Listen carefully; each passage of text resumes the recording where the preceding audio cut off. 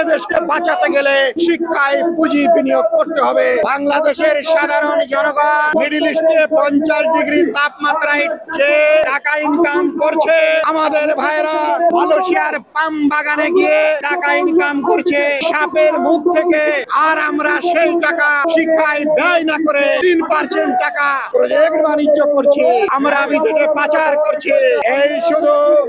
এই টাকা কোথায় যায় এমপিওভুক্ত শিক্ষকদের প্রশ্ন নয়, এটা 16 কোটি বাংলাদেশের প্রশ্ন। কারণ হলো এই টাকা ইনকাম করে গার্মেন্টস শ্রমিক, তারা এমপিওভুক্ত শিক্ষা প্রতিষ্ঠানের ছাত্রছাত্রী।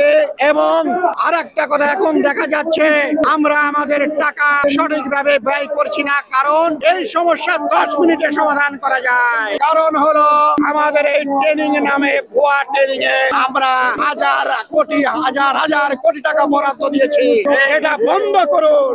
আমরা এই ট্রেনিং এর টাকা চাই না, ফ্রি ট্রেনিং করব।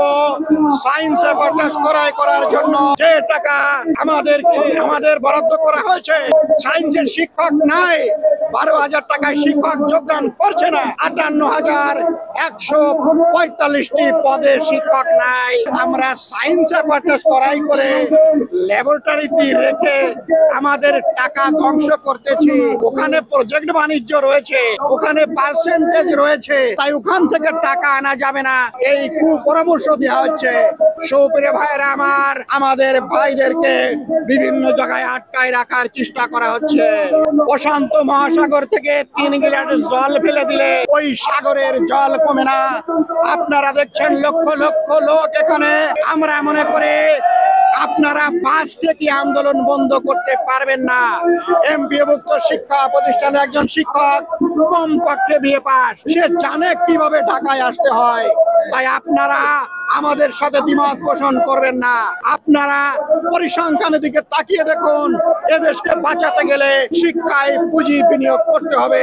শিক্ষায় পুঁজি বিনিয়োগ করলে আমরা 90% সমস্যার সমাধান করতে পারবো ইনশাআল্লাহ।